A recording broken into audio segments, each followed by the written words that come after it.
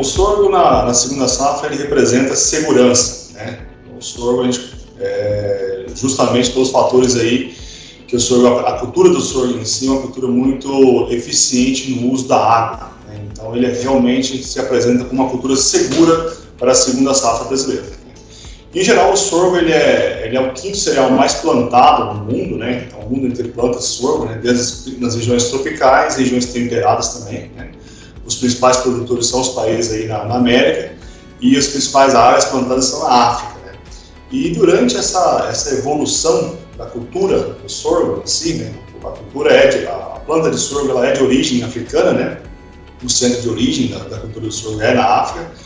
E durante a evolução das espécies, né, a planta de sorgo ela apresenta várias adaptações fisiológicas aí, né, na parte de fisiologia, justamente para que se torne essa planta muito útil, muito eficiente no uso da água. Tá? Quando a gente pensa em safrinha brasileira, né, ou segunda safra, como a gente chama, né, a gente tem aí vários fatores, né, climáticos ou até mesmo econômicos que são realmente diversos, né, e afetam no final do dia aí a rentabilidade, a produtividade das culturas. Né?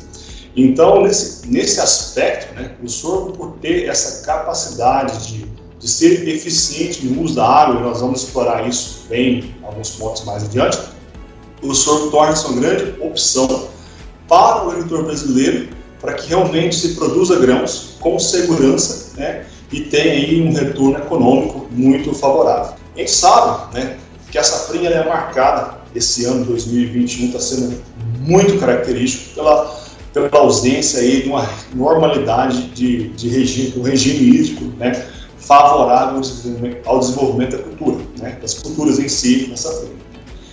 E o sorgo, pessoal, ele é muito assim, né, voltando um pouco na questão da safrinha, né, a gente tem uma condição inicial de umidade, né, ali os meses de janeiro, fevereiro, né, você tem uma condição de bastante chuva ainda, e à medida que a gente vai caminhando aí para os meses, né, de abril, maio, essa chuva ela vai cessando, né, algumas regiões de forma até abrupta, outras regiões mais paulatinamente, assim.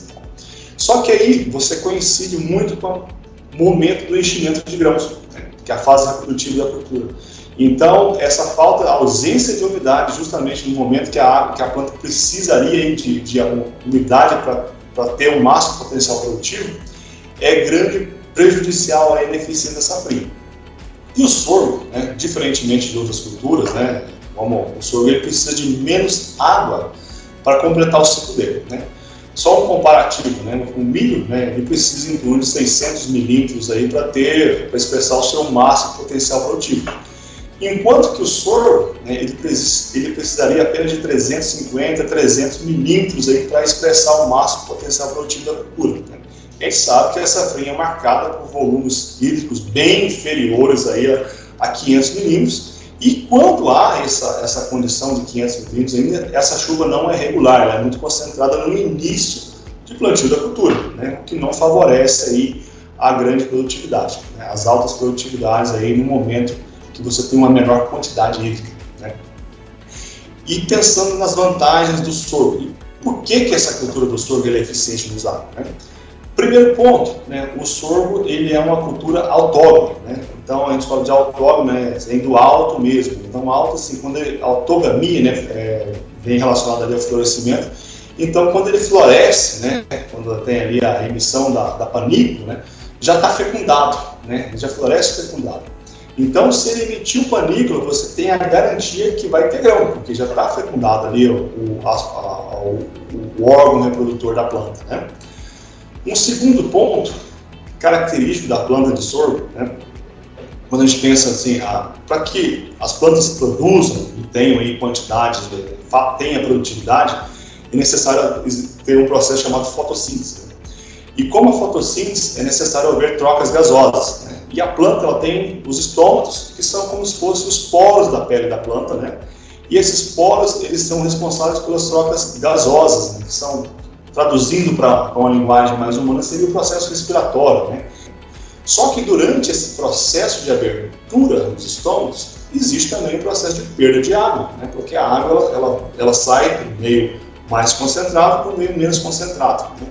Então você tem uma atmosfera na safrinha seca, né? A gente conhece, quem conhece a região principalmente central do Brasil, é marcado, nós vemos na televisão falar aí que ó, Brasília, né, essa região que Uberlândia, Goiás, Mato Grosso atingiu 10% de umidade relativa do ar, atingiu 20%, que é um clima bem seco nesse momento, né? E a planta precisa fazer fotossíntese. Então, quando ela abre o estômago, o que acontece? A água que está dentro da planta, ela sai, né? E a planta desidrata mais ainda. Só que o sorgo, né, ao contrário do milho, por exemplo, já fazendo um comparativo, ele tem pequenos estômagos, né, na mesma unidade, na mesma área foliar. E com isso, esse pequeno estômago, ele consegue manter todo mundo meio aberto, fazendo a troca gasosa e não perdendo água. Então ele mantém-se a planta túrgida, mesmo nessa condição de estresse hídrico, né? Bom, seria basicamente esses principais fatores aí também que a gente recomenda aí para sorgos de alta produtividade.